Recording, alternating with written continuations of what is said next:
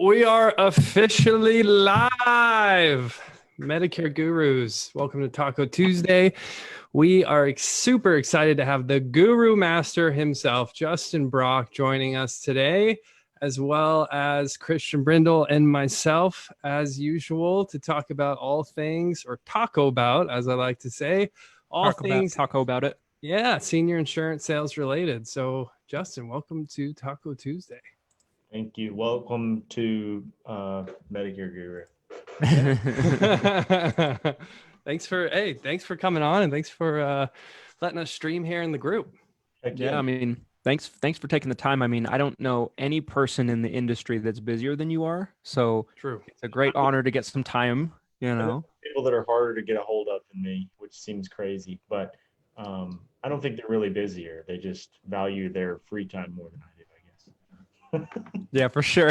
Hey, time's the most valuable asset you have, right? It's the only, what do they say? The only finite resource. Yep. Only thing you can't buy. Yep. Yeah. That's right. Not love. You can love more and more and more.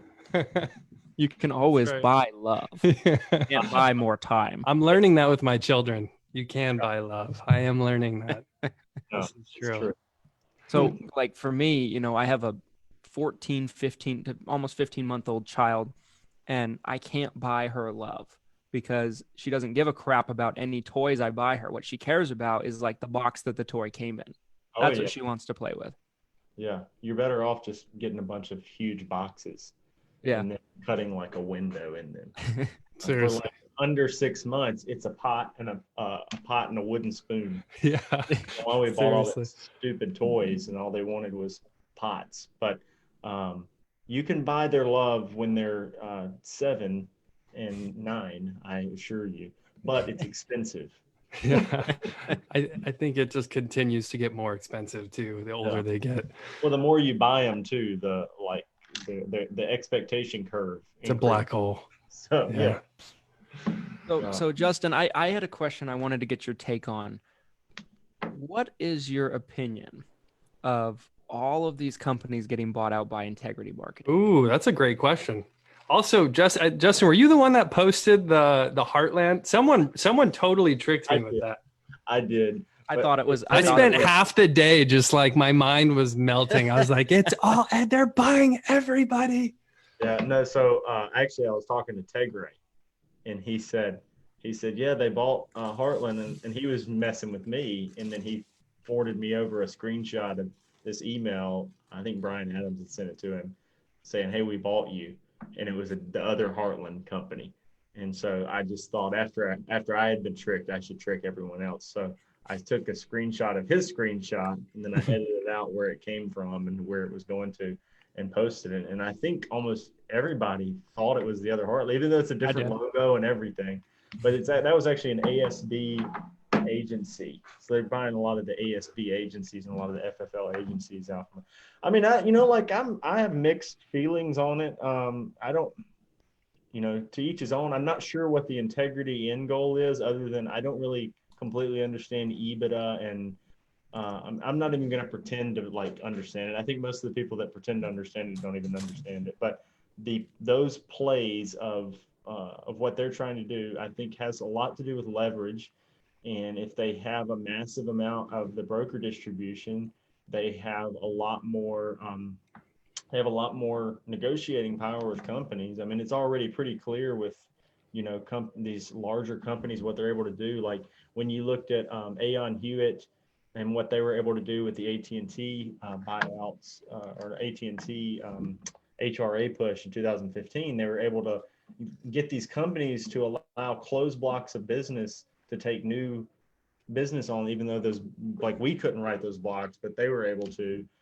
They were able to do stuff like that. And then you got eHealth is able to accomplish, crazy exclusive concepts and direct to consumer deals that maybe everybody else isn't able to do. So I think that they're trying to do that with independent broker distribution being harnessed into, mostly one entity. From what I've heard from other people, the carriers are afraid of it.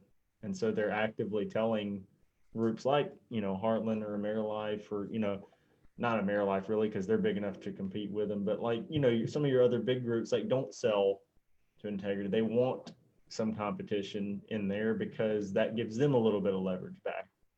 Then there's like the fear that Integrity's idea will bust, and that if they get too much power, then maybe the companies, some of them will just start saying, well, screw that, we'll just figure something else out, and create. I don't know, I'm not really worried about it. I think the future is so bright. I have to wear shades, and the grass is greener on every side, and everything's fine, and we're making tons of money, and there's a lot of people turning 65, and there's oh, by the way, we're working some Lead Heroes leads right now. Actually, Pekin, sponsored through Heartland, and the real Heartland that's not bought out by Integrity, and they asked me who I wanted to buy some leads from, and I said Glenn. So they gave us about $1,500 worth of leads because we had been doing some dynamite stuff. And I said, give me some of those leads. And we're having some good success with them. I think our guys wrote like 4 med subs off of those today over the phone. Nice, man. Awesome. But anyway, so they were working really good, and we're going to try to buy some more. We're actually kind of creating an outside sales team now too, and I think we're going to use those as one of our go-tos, if not the go-to for some of those outside sales guys. So we're working really good. So give you that feedback, Shai. I appreciate that. And again, I know how busy you are, and I'm just glad we're able to help you out. And your distribution, I know you have a ton of agents. And one question I had for you. So I've kind of, been watching from a distance during this pandemic. I know you have a brick and mortar shop, which I think is awesome. I think, again, most Medicare agents don't have a brick and mortar. Most of them are either selling independently, or they're doing it telephonically, or they're going into an agency somewhere. But my question for you is, how has it been kind of transitioning to selling over the phone, or working with your agents and your downline and selling over the phone? Has that been difficult, or were you guys kind of already set up for it? I'm just kind of curious. Yeah, so we're quasi, like I say quasi, I don't know if it's the right word, but like we're quasi call center, brick and mortar. So we were doing a little bit of both before, and I've always believed like the best way to sell is the one that gets me paid. So over the phone and face to face, like I don't even know why that's a thing. Like I'll either, whichever one, Right. And so we always did it that way. Now we've shifted where we're doing a little bit more over the phone, because even the people that are right down the road, sometimes they're like, well, let's just do it over the phone, and better safe than sorry. We're still getting a decent amount of walk-in. Don't get me wrong, Mississippi's still treating this stuff, seriously to some degree, but we're probably a little more on the scandemic side and some of the northern states, or maybe if you get too far west of Utah, but so we're a bit west. We're doing we're still doing a decent amount coming in too, but then and we still have agents that we work with that are going to people's houses in the South, and they're opening up the house with, they might be like Dermex or whatever when you come in, but I just don't think a lot of people here. Actually, it seems like the elderly people are some of the least concerned here. Dude, that's here too. Yeah. So if I'm wearing a mask at the grocery store, I look around and like everyone over the age of 60 is walking around without him. I'm like, I'm doing this for you. I'm like, what is going on? For me. They're like, I made it through the war. Yeah. I'm making it through the pandemic. I had a couple come in the office to see me last Friday, I think it was. And so they come down, they drove an hour to see me. And they come in, and I have a mask on. I just always try to have a mask on when someone comes in, just because I don't know what their feeling about it is going to be. And so, but we're not requiring masks or anything. So they come in and they're like, get that mask off your face. This is a bunch of jive. And I'm like, yeah, we don't. Here's what they do to us. We get a lot of them. They'll come in and they'll say, do I have to? They'll have their mask on. They're like, do we have to wear this? And I'm like, do whatever you want to, bro. Please don't cough on me. I don't plan on getting real close to you anyway. It's not like a contact sport. You can sit over there. I'm gonna sit on your lap and do the presentation. So I don't know. I'm not overly concerned with it. And like you get your people that have like extreme illnesses and things. I'm trying to, I would tell them not to come in. If you got COPD and you're on kidney dialysis, first of all, you're probably Right. not the greatest prospect for me anyway. But Yeah. I'm not gonna tell you to come in. If you're turning 65, I'm just gonna put you on a company that I don't like and move on. A company I don't like. Yeah. You like that was Envision. my little sly remark there. We don't piss us off. We'll throw all of our kidney dialysis your way. I'm just There's kidding. We don't do that. We don't do that. We put everybody with the best company. Never. So I told Glenn this before, but so in Utah, our Blue Cross Blue Shield carrier has some crazy guaranteed issue. What would you call it? Underwriting, guaranteed issue underwriting for. Well, I wouldn't even call anybody. it underwriting. Like they have some the ways of doing things, I would call it, in their business, that they take a lot of people guaranteed issue that I've never seen another carrier do.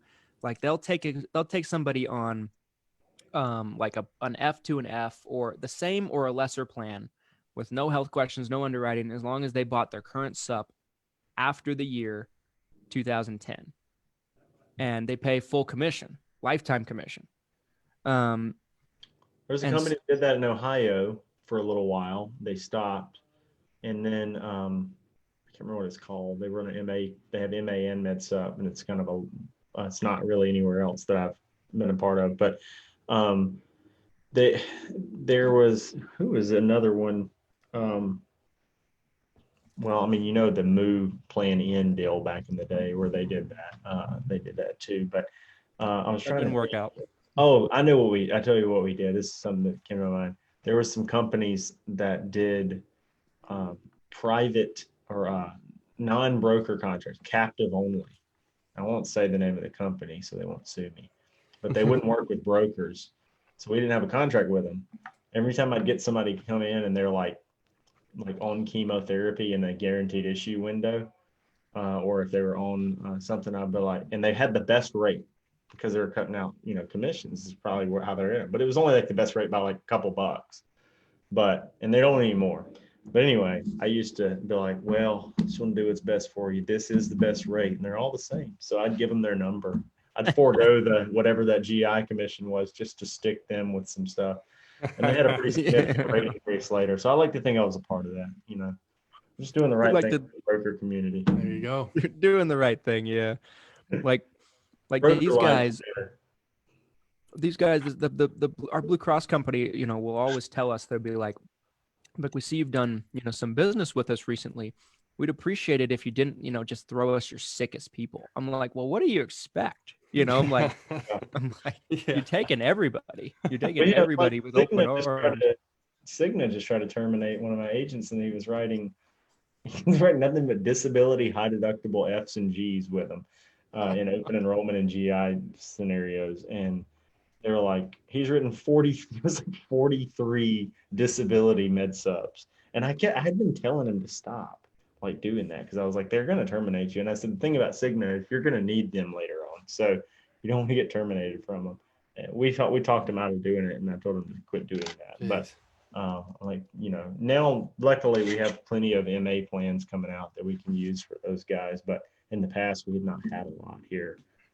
Is that super rural market, but Mississippi is like ground zero for Medicare Advantage expansion this year. So it seems like MA is getting more popular everywhere.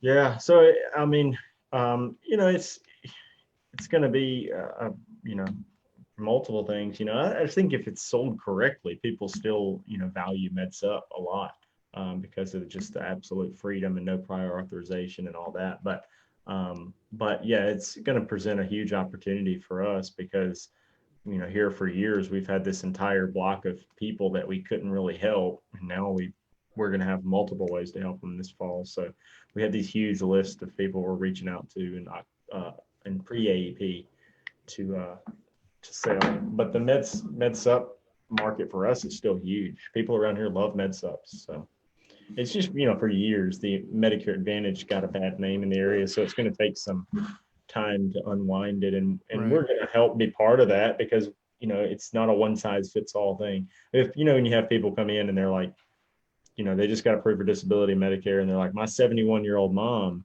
said I need a plan F. And I'm like, and they say it all matter of fact, like, I know I'm gonna get the best coverage. I'm like, okay, yeah, you can't get a plan F. This plan G is really close. It's $458 a month. And they're like, well, screw that. But I'm like, it's completely different. So it's not one size fits all. We're going to have our biggest MA year ever this year for sure. We're kind of estimating we'll probably do about, in this office, we'll probably do about 1,500 MA apps. So it'll be big. It'll be nice. I love what you said there about, kind of getting like pre-calling people or getting people ready for MA plans. I mean, if you're selling MedSup year round and you're a Medicare broker, this is such a great time to take these people who you can't help. And, we're so close. We're like, 2.5 months out from AEP, 3 months out from AEP. It's just right around the corner. So, building out a list of, several hundred people that you can reach out to as soon as AEP kicks off, you're going to put yourself way ahead of the curve by doing that. So yeah, I totally agree with that. Yeah, we build out a massive prospect list. We ask them if we have permission to call them when when new plans like that, come out. We have a huge list of them. And then you get into like people's having their ideas of compliance. If nothing else, you can create a mail list out of them and mail them something. But if they're reaching out to you in the first place, most of the time they're not reaching out to us. A lot of people talk about it being bait and switch. If you had somebody reach out for MedSup, but they're not reaching out for MedSup, reaching out for Medicare. They don't know the freaking difference, Right. So like, oh, okay, well, right now it's not AEP and we don't have these plans available. And you can't get a MedSup, which is something you would be available. They're already reaching out for general Medicare. I don't really know many people that are, most of these advertisements are different things, say Medicare, not just Medicare supplements. So anyway, I always get that when we talk about building a list. People are like, how are you going to reach back out to them? Well, I already talked to them. They told me I could call them back. What the hell do you want? Permission to contact. Like, yeah, the P2C. Yeah. And I'm not going to mail them permission to contact form. Permission to contact is verbal. I record all my calls. So I got a P2C on a database somewhere. There you go. And if somebody wants to find it, they can go through all those. So, I mean, I think, that Medicare, that stink about Medicare Advantage in people's minds is still pretty real. Like I mean, we do a lot of Medicare Advantage, a lot more than we do SUPs, but like I talked to someone over the phone literally in the last week with a new agent that we were doing a telesales appointment with. And so it was a person that just had A and B, nothing else. They were like 68. Don't run into a whole lot of those, but every now and then. So I'm going through the options. I'm like, we could do a Medicare supplement for you. It would look like this. It would cost this much. And like, you'd have to get your drug plan separate, blah, blah, blah. And he's like, oh no, I can't afford that. I don't want to do that. I said, okay. I'm like, the other thing we could do is we could do a Medicare Advantage plan for you. And like, before I even got the word Advantage out of my mouth, he's like, never call here again. And like hangs up like abruptly. And I'm like, what? It's correct. Just think about it. For us, see, what happened was because there was only one Medicare Advantage plan in the area. It was through Humana. Humana got a really bad name because they didn't associate it with Medicare Advantage. Associated the bad plans with Humana. Don't have Humana. So anybody else that comes in with Medicare Advantage is doing just fine because they're not Humana. So It's just funny. Like people don't really know, anything about it. And then, you get people on the forums and stuff that are like, if you got to explain it really good to your clients so they're educated on it. I'm like, I can explain all this stuff. I mean, I've talked to, trial lawyers and people with PhDs and doctors and explained it to them. And 5 minutes later, they're regurgitating it back inaccurately. Like they don't care. It's not their profession. It's not something that they, it's not like, even if you're a doctor, it's not like you get a lesson on it one time. You're like, I got it, anatomy. Yeah, let's do it. So there's a lot of stupid information that's not what they're used to. So I mean, I remember I kind of equate it to like, you remember how you pass your insurance licensing exam? Oh yeah. You really don't know any of that shit when you pass. So true. Like you're just memorizing enough keywords and all to Yep. like pass the test. But I remember like the majority of the stuff that they were talking about in there, I'm like, I don't really know this stuff. I just know like the key words like match kind of up, and then I use process of elimination, and I'm a decent test taker, and that's how I pass. Like Yep. it's not like I understand any of this shit. I mean, I understand a little bit of it, but not like the majority of it. So Yeah, you didn't need it. You don't need You most don't of need that it. stuff. Yeah. You I don't mean, need Like I remember when I was first taking the test, like I first started studying for it when I was 19, and I didn't know jack shit. So I'm just like going through all of it, and my dad's going through it with me, studying with me a little bit, and he's like, just to let you know, and he turns into like just small little pages of the book. He takes like maybe 10 pages out of like this 300 plus page, study guide, and he's like, this 10 pages is probably all you need to know to do what we do, but you need to know the rest of the book to pass. But Right. you're never going to deal with the rest of it. Yeah. My dad, when I passed, I said, okay, now forget all of that. Yeah, my dad too. Yeah, but the same thing with like a Medicare beneficiary. They don't need to know a lot of like they need to know about 10% of it to use their Right. Medicare going forward. If you let me set it up, if you obviously if you need a good agent that's going to point you in the right direction. That's why I love when people come in, they're like, just put me on what you put your mama on, and I'm like, okay. There you go. I'm like, I put everybody on that, like in every individual situation. If you really let me, I'm going to put you on exactly what I would put myself on. That's what I say. Not my mom. I don't, they use that reference. I'm like, you don't know my mom, but, Don't bring like, my I'll mom put into you on this. what I would put myself on. So, Yeah. but yeah, anyway, so that's how I equate it. It's like that test. You only need to know, so much to make, that accurate decision. But it is funny how many people will like try to ask you a billion questions. So I got a question for you, Justin. And I thought of you when this happened. Okay. I had an agent call my office last week, and it was someone that just, sees me on the forums, sees me on threads, I think they're in my group. Not sure. Need to go throw them out if they are. Anyway, so they called my office and they're asking me some questions, and I'm telling them, I'm like, well, and they're a new agent, just got their license, and they're, and I'm just like, well, if I were you, I would do X, Y, Z, kind of just having a quick conversation, trying to scope out, see if they want to, contract with us, just not sure what they're calling about. They're like, the other thing I wanted to tell you, they're like, not everyone's like you. Not everyone has a dad that was in the business for 25 years beforehand. He's like, you wouldn't be so successful. You wouldn't have be making so much money if, you didn't have your dad in the business. And he's like, I think you're a lesser of an agent. And I told him, I'm like, don't call here again. And I hung up on it.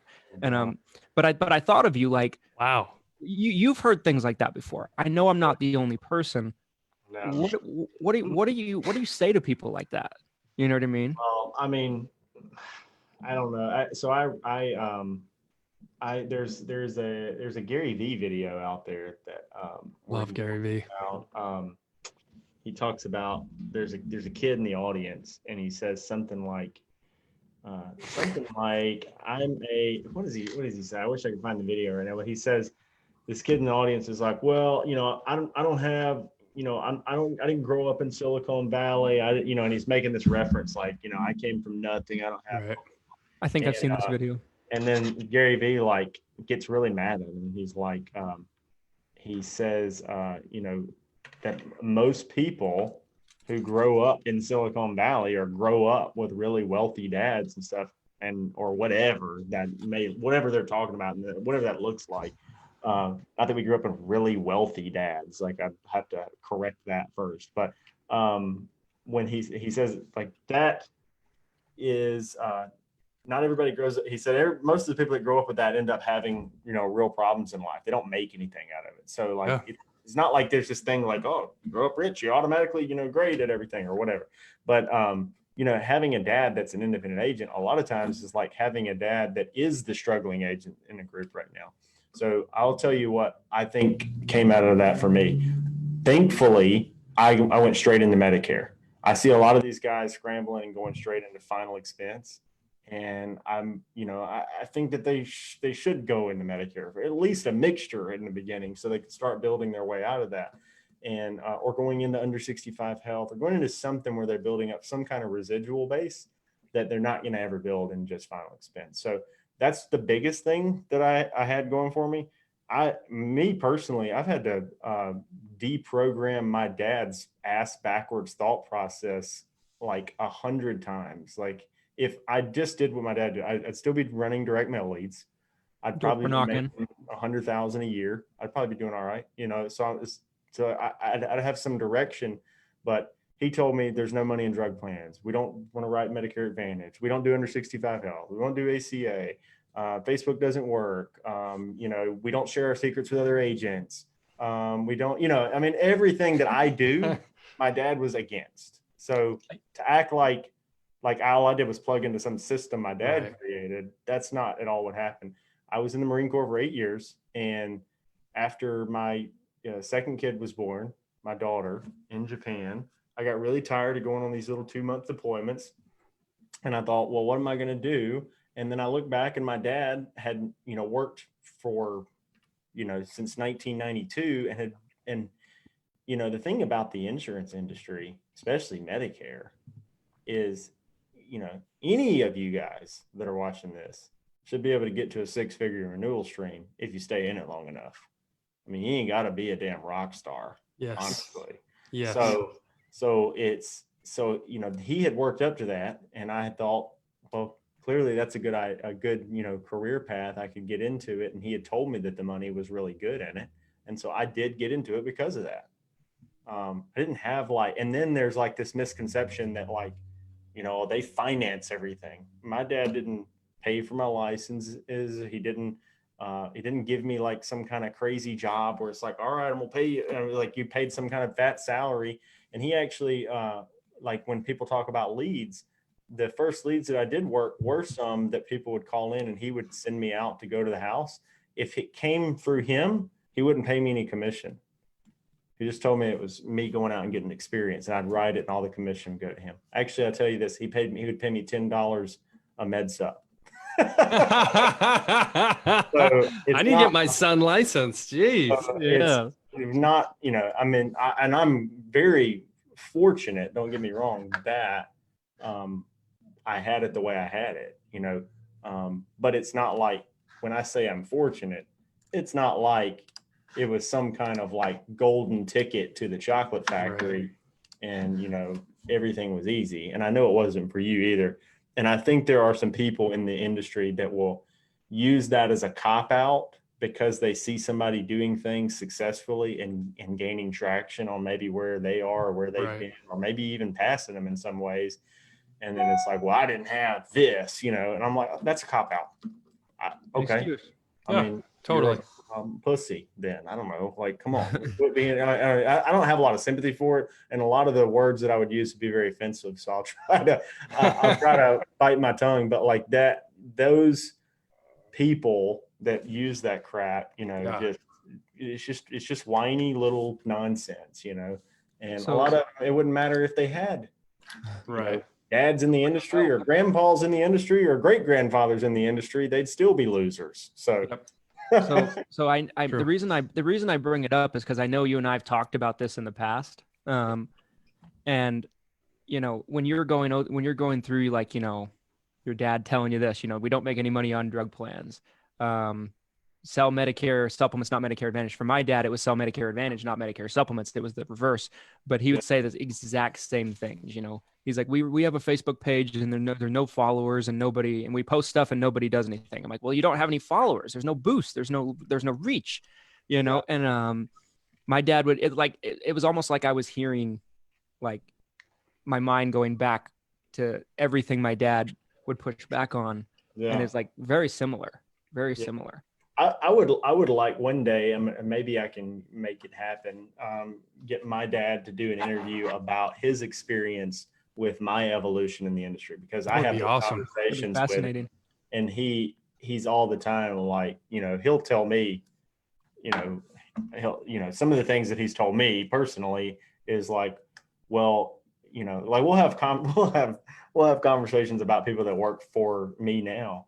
And I'll be like, well, I want them to do this, or I want them to take this initiative or something. He's like, you got to remember, like, you're the most alpha salesperson I've ever met. Like, you're so aggressive. You're absolutely, live for this career. And so some people are not going to live up to that standard. And so those are like, things that, that he knows because he's been there. And it didn't take very long of me being in it for him to decide, well, I don't even have to work anymore because Justin's running everything. So, I mean, it took him all of, I think 18 to 24 months after I got my insurance license for him to just, go home and be like, oh, I don't have to work anymore because I run everything. So that's not me just being prideful about it. It's just, it's who I am. So, you can have a leg up. You can be, I hate using popular people, but like, you could be Donald Trump who got a big, loan or grant from his daddy or whatever and say, well, he didn't, everything he did is, meaningless because he did that. Well, no, it's not. The dude still, whatever you think about him, he still works all the time and always has and is obsessed with it. And you can say that about a ton of people. I mean, honestly, going back to Gary Vee, sometimes I hear his story and he talks about, the rags to riches stuff, and he's an immigrant, but his parents had a liquor store that was doing like $2.5–3 million in annual revenue when he started sweeping floors in it. So it's not like he started from nothing. He had a platform, but does that mean he didn't work his ass off and build it to a much larger scale thing? If I come in and my dad's making, $200,000 a year and we bring it up to a, $15–20 million a year commissions agency, does that mean like, oh, you couldn't have done that? Really? Maybe I couldn't. Maybe by now I would have only grown it to 12.5 million instead of, it's just a stupid concept that people don't. It's just, I don't really talk about it enough because I try not to give those people the time of day because most people don't think that way. It's just the cop out people that think that way. And everybody, and I'll tell you this, if you were born in America, you have a leg up.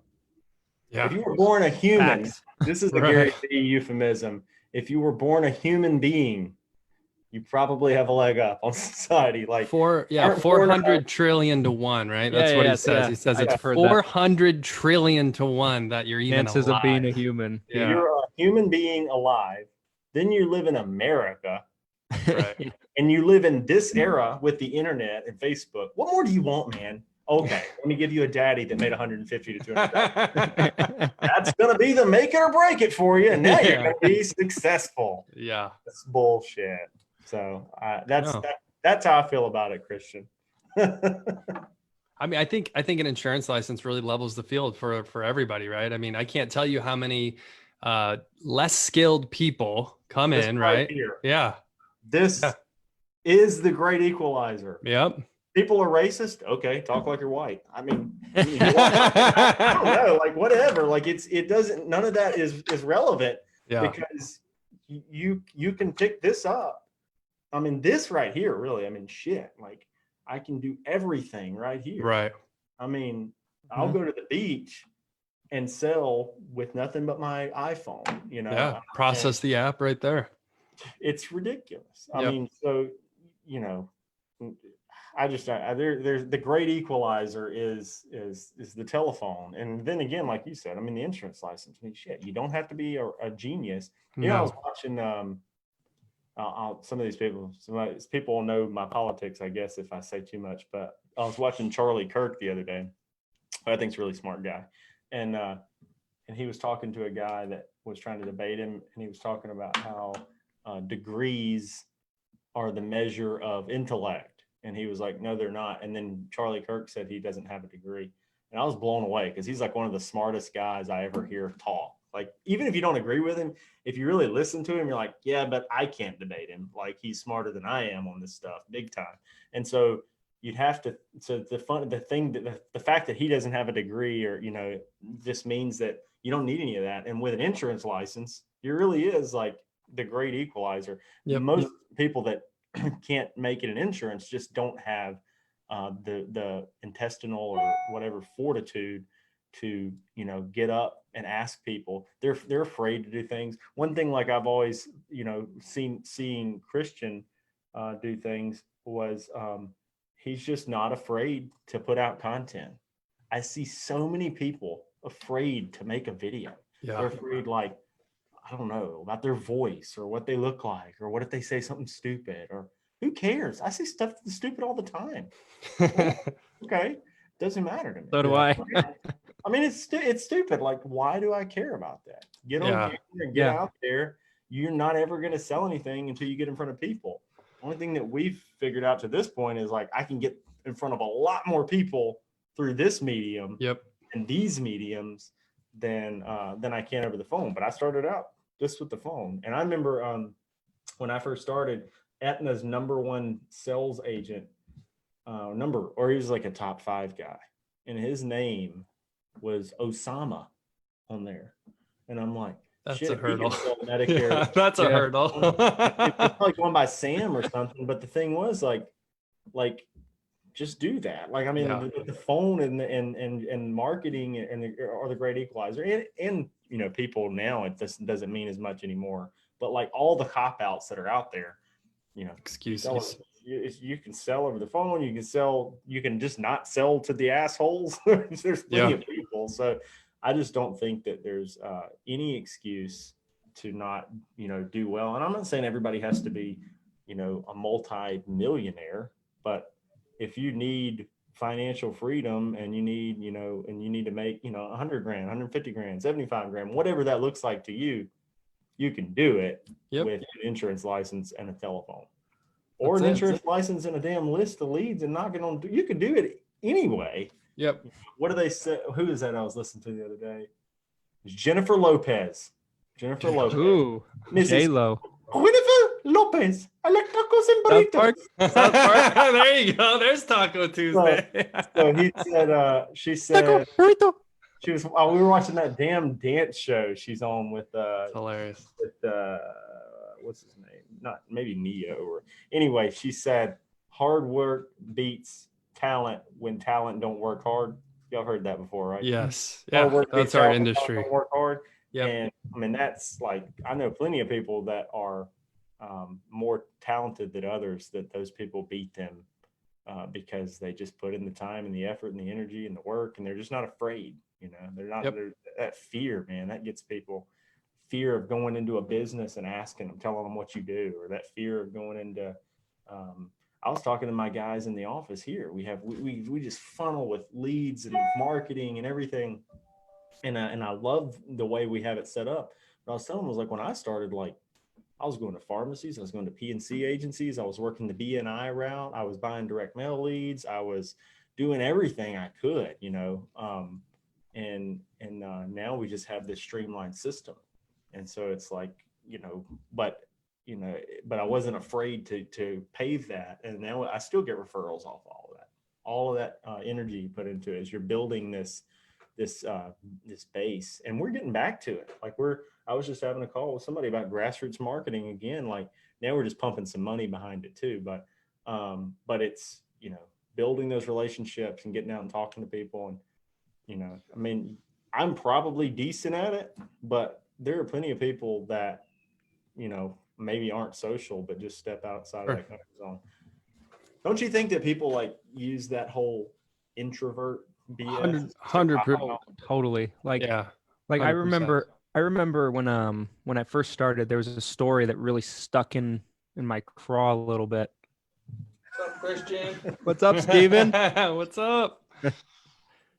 But no, my dad would always tell me this story. He's like, because I always struggled with AHIP and the tests and the stuff when I first started. Like I don't anymore. Like I know what I'm doing now, but like when I was 19 years old, 20 years old, 21 years old, I had a hard time with it.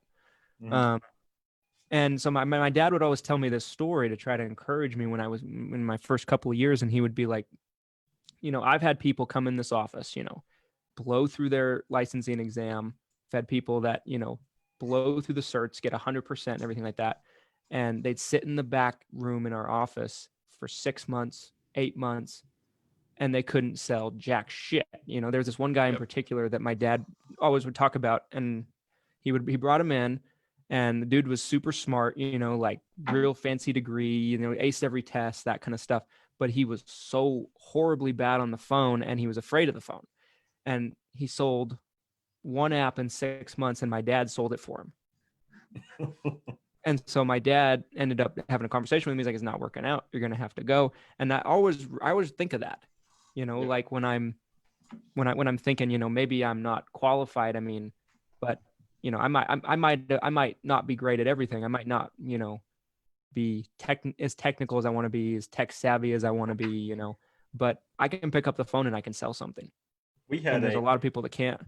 My wife, when I first started here, we needed another income. So she got a job at Allstate. There was an Allstate agency owner. And I think he thought like, oh, you know, her husband sells the other line, so he'll refer to her. And so he tried to recruit her in, and she took a job there making like $8 an hour or something.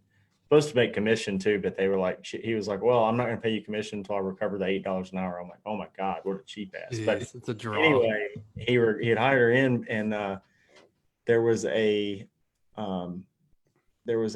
guy that had started there at a similar time, and he had just graduated and got a bachelor's degree, and he came into the office and he's hanging up like all of his collegiate stuff, you know, like I'm alumni. I'm not going to say the university because I like them and I don't want to degrade them, but he hung it all up and he was like, yeah, everything, you know, I don't know, just kind of that, those college guys, they got all the stuff and all that.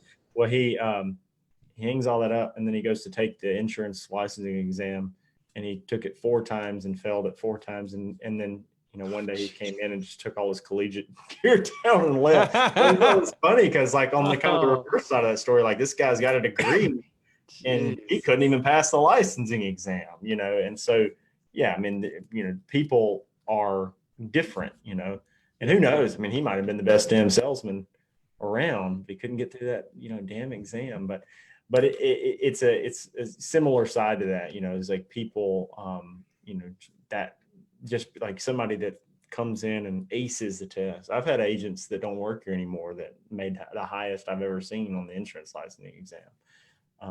You know, they just didn't end up working out for other reasons. But, you know, I think the hard work and not treating it like a job. I mean, if you want a job, there are jobs. There are jobs where your income is not on the line. You're not paying the bills. That exists out there, and you can go do that. But you know, insurance is a career, but you're building out something real, and in the long run, it's better.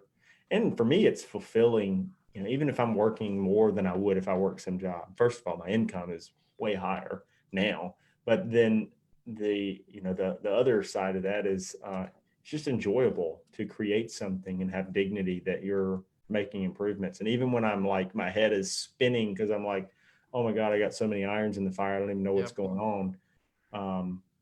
You know, I still, you know, come out of it and finally get my head above water again. And I look back and I'm like, man, we're just growing like crazy, everything.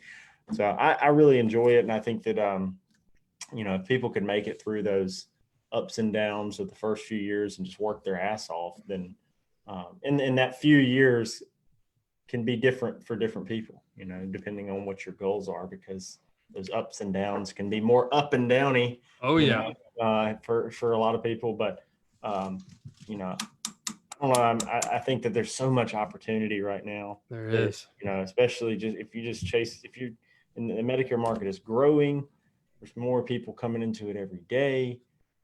You know, it's just so much opportunity. And the amount of money that they're throwing at us to get these people signed up now. If you look at what street level commissions for MedSups were in MA like 10, 15 years ago, nothing. How much different it is now. Yeah, there was and no people money. Come in and they were like, I haven't written anything, but is there any way I could get an MGA contract that's above that? You know, Like your GA I'm contract. recruiting now. I haven't written anything, but I'm recruiting a downline now. I have a friend who would be great for this too. Well, Yeah. okay, maybe Okay. find out if you're good for it. Like first, Yeah. that was Like- where did I put that the other day? It was something you put up. Yeah, It was- I saw I- that. so- Yeah, your comment on that.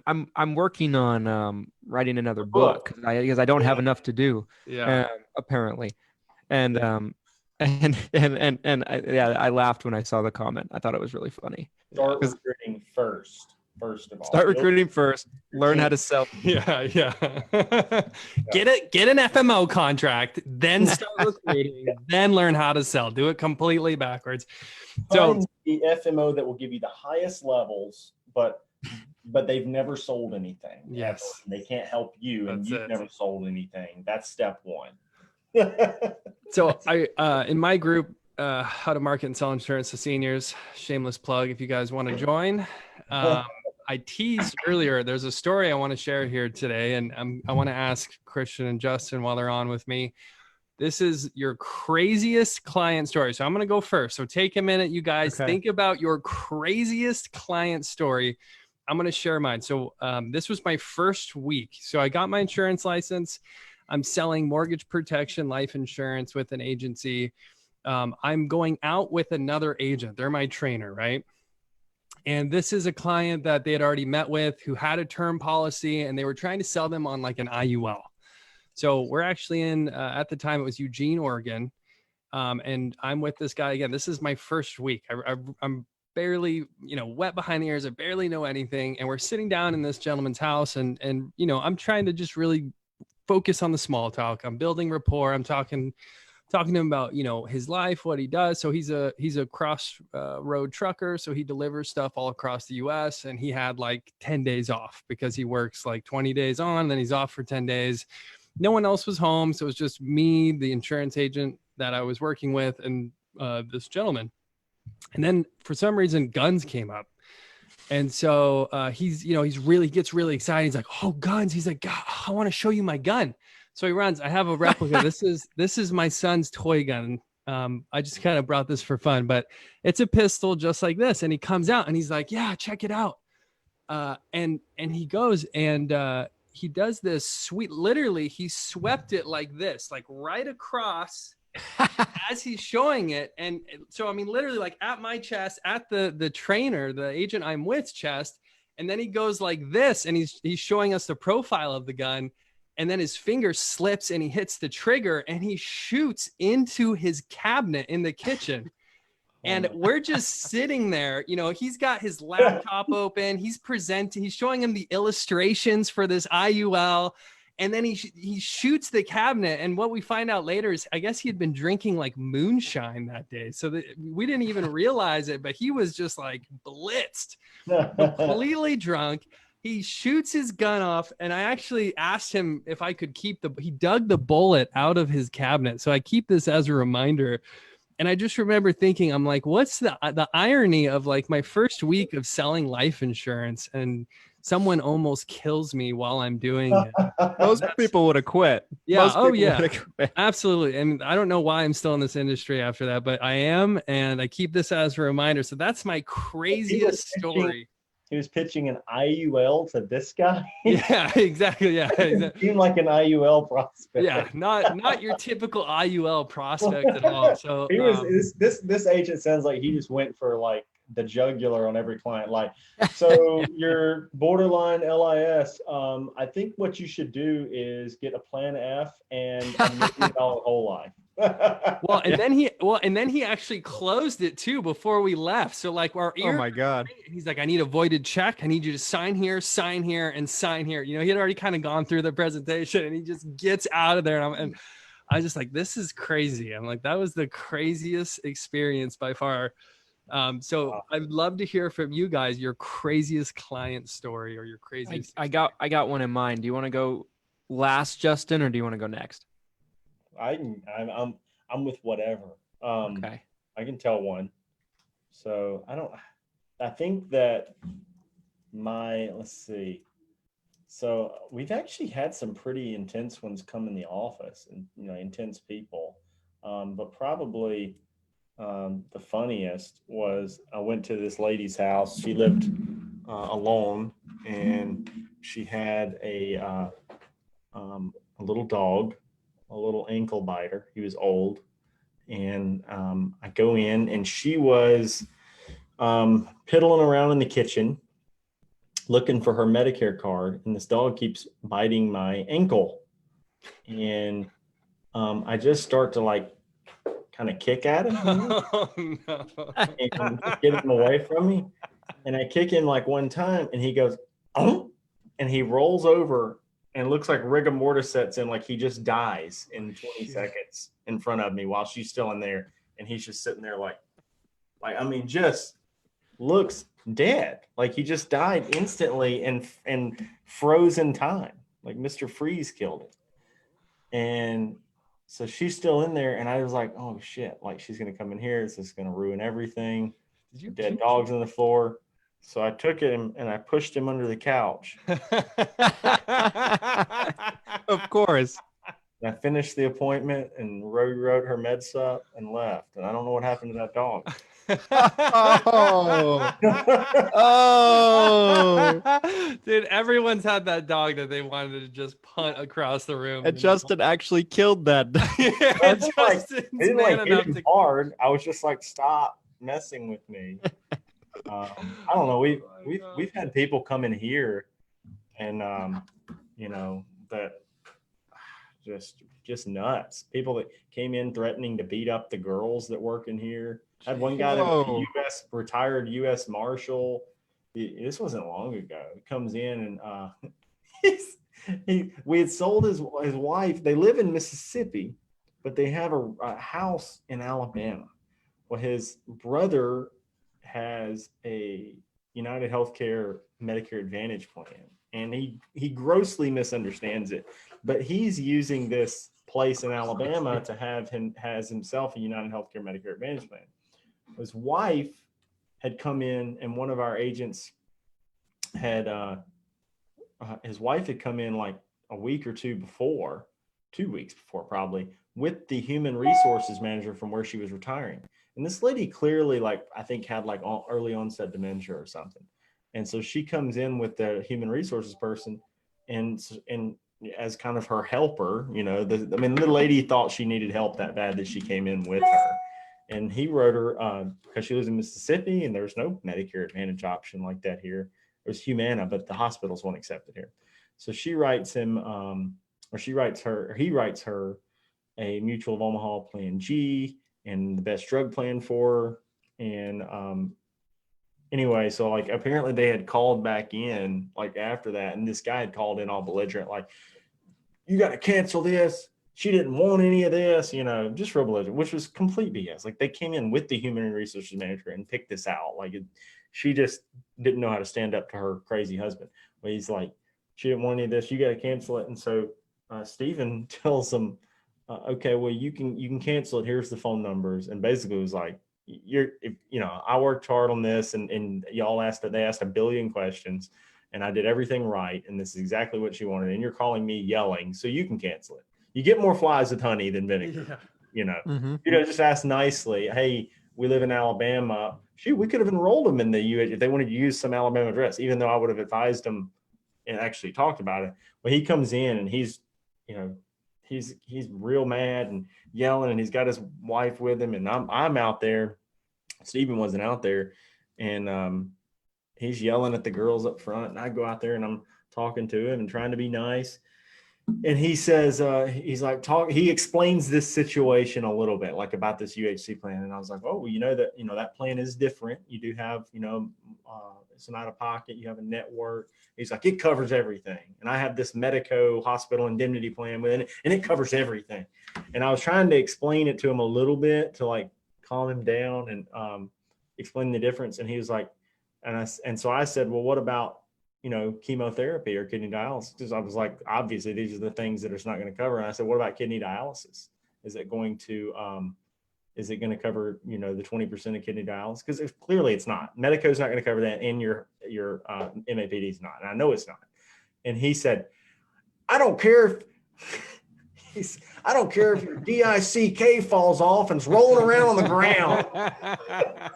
And just starts, yelling, profanity. And so I told him, I said, you need to get the hell out of my office, because he's yelling in front of all these girls and cussing at us. I said, you can get the hell out of my office and cancel it your damn self. And he's already telling us he's going to call the insurance commissioner. You hear that all the time. Oh, yeah. So, yeah. Oh, I'm sure he's going to. Yeah, he really wants to hear from you. Yeah. And I'm like, go out of my office or I'm going to call the police. And he pulls out this little miniature U.S. Marshals badge. I guess they get it like when they retire or something. He's like, they're already here. I was like, you ain't no damn any badge.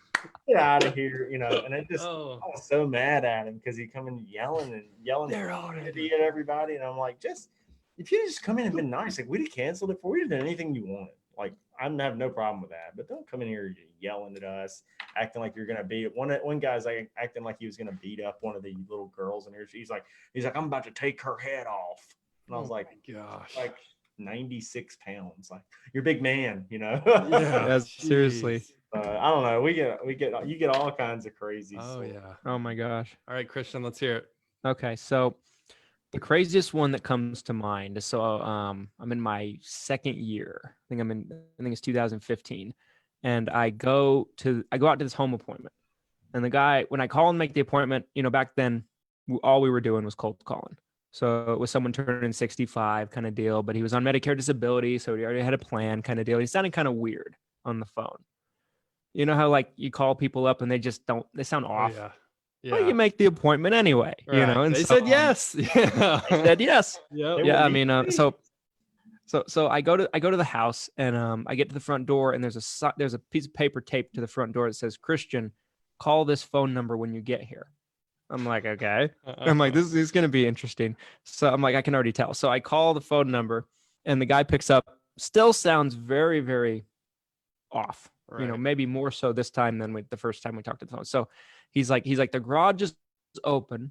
He's like, go into the garage. I'm like, okay. So I'm like very carefully stepping in the garage. I have this huge bag at this point that I would carry around, full of every Medicare Advantage Med Sup plan in the area that we had. Application form you could ever need in one leather Everything. satchel. paper apps, yes, scopes, you name it. I had it all. And but it weighs more than I do. So I'm like I'm walking through, and I go into the garage, and I'm still on the phone with him. And he's like, don't go in the front door, turn left, and you'll see a stairway going down to the cellar. And so at this point, I'm a little freaked out. Dude, I would have been at this point. It's like some Silence of the Lambs like shit. Yeah. And so so I stop. I'm thinking to myself, I'm like, shit. I'm like, is this worth it? Is this worth it? I'm like, of course. So I go down the stairs. Of course it is. And broke. I mean, I was new. I was hungry, and so I come through the door, and it's this big kind of open area, but it is like a cellar. Basically, it looks like it's pretty soundproofed, like rock walls and all this stuff. And he's sitting on the other end of the room in this little tiny, like almost like a closet-like room. And he's in this spinny, computer chair. And the guy's big. The guy's really big. He must have been like 6'6", maybe 300 pounds. And I'm not very big. I'm not a very big guy. I probably weigh $150. I'm like 5'7", 5'8" kind of deal. So he's like, come here. And I'm like, okay. So I very cautiously walk over there, and he grabs my arm, pulls me in, sits me down in the chair next to him, and closes the door. There's no one else in there but him. Geez.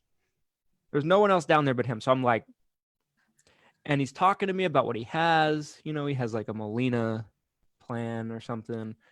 And I got this real sick to my stomach feeling. I felt like claustrophobic and everything.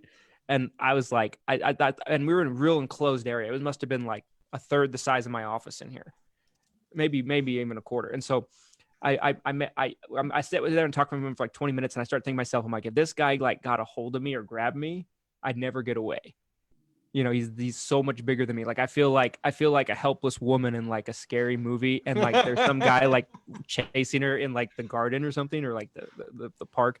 So I make an excuse to leave. He doesn't want me to leave, but I'm like, I gotta go. I'm sorry. And I make some excuse and I get out of there. But yeah, it was pretty freaky.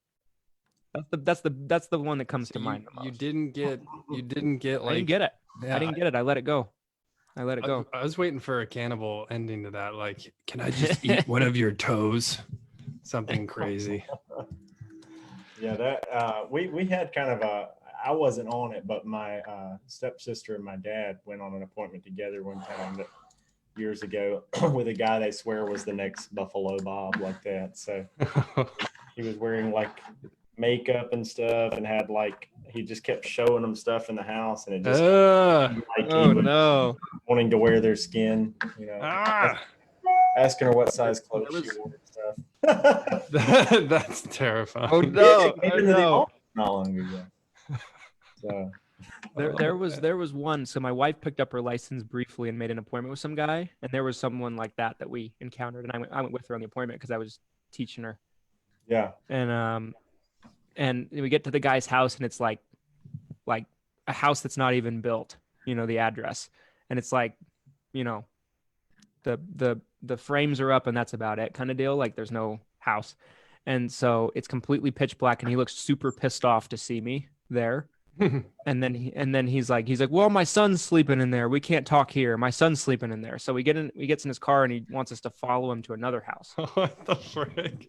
It's like, yeah, there was something like that. Like we were pretty sure like he had some pretty messed up intentions. So we get to his house, and he says he has a Humana Medicare Advantage plan. So we get an agent of record letter. We send it in, find out he doesn't really have Humana. He has Aetna or something else. And so it was weird. That's terrifying. It was something like that. I think he had some weirdo intentions. Man, well, I've heard some really good stories before, and I think that, but mostly I meet really good people. So really cool people, interesting people. I've met people, man. I've met people that were. I met one guy that was he was an Army veteran, but on Iwo Jima with the Marines, and he was there for months, and was the cleanup crews, one of the guys that had to bury the Japanese and American dead after the battle. Dang. And he had all these pictures. He was a big like photography, you know, hobbyist. Wow. He had all these pictures and artifacts and stuff, and he was super cool. And his mind was pretty sharp. He was about 92 when I met him, but he was telling me all these stories. He just liked talking to veterans. And so I sat there. I didn't sell him anything, but I sat there for like 2.5 hours just hanging out and talking to him. So I remember I didn't have my cell phone, and my wife was calling me, and I died or something. And I get in the car later in my Corolla back then. I have a Mercedes and a Jeep JL now, but back in the day, it was an old Corolla. So light at the end of the tunnel, guys. But then I get back in there, and I remember getting her back on the phone, and she's like freaking out. And I'm like, I'm sorry, I was hanging out with a World War II veteran. So you can't be mad at me unless you hate old men that served in the war. That's right. Well, hey, Justin, we really appreciate you coming on. I try to keep this to about an hour, and I know how busy you are, but I'd like to kind of, ask final thoughts, anything you want to share with everybody before we wrap up. No, man, I like the Taco Tuesday approach, man. I wish I'd had tacos. I'm probably going to get some tacos on the way home now. There we go. That counts. It still counts. I think this is awesome. Respect both of you guys. I know you're both busy too, and I like putting out just content that's easy to digest. That's why we've been doing the vlogs lately, just trying to show people I like it. The just downtime and the fun that we have in between, and try to let a lot of those independent guys feel like they're part of our community too, and feel like they're not just all out alone out in the world. So and I think this does that too. So appreciate you guys taking the time to do it. And it's fun. It's just fun hearing other people's stories and takes, and for sure, and venting. Yeah, exactly. Yeah, venting. And shout out to Medicare Monsters, what you and Robert Bach are doing. I mean, to get like FMO level training, you guys, that normally you have to sign away on contracts and your firstborn child. And, they have it at a very reasonable price, and you get access to all this content that both Justin and Robert Bach have put together, Medicare Bob. So yeah, highly recommend that. And I love your videos, man. Like you said, I think most of them are like that, easy to digest, very informative. So yeah, definitely keep it up. Yeah, buddy. I sure will. I'm about to put one up right now. It's Bankers Fidelity Cancer Policy Review with Ryan McMillan and Corey Jones from Bankers Fidelity. Try to do a little bit of like actual informational videos, and then, you know, some that just are fun. And I don't even know what the end result of that kind of stuff is, other than, you know, I'm a big Gary Vee fan, and he said document everything. So that's what I'm trying to do. Absolutely. Christian, any final thoughts you want to share? Just two. If Medicare Bob, Mr. Beish, is watching this, we need to get him on one of these. That'd be great. And I know Glenn always teases me, says I pretend to read books and it's a sin and all this stuff. I got a bunch of Gary Vee books on my bookshelf, so they're really there. They're there, but I understand they're there physically. Have you actually read them? I've read two of them. I've read Crush It and Jab, Jab, Jab, Right Hook. I haven't read Crushing It yet. That's on my to-do list. I've not read Crushing It. I've listened to the audiobook Crush It, and I've read the majority of Jab, Jab, Jab, Right Hook. And I listened to all of it, you know, and some people those people are so controversial. There's one thing that I don't like about Gary Vee. I'll tell you what it is. Okay. He likes his parents more than his wife and kids. Yeah, what is with that? He's vocal about it.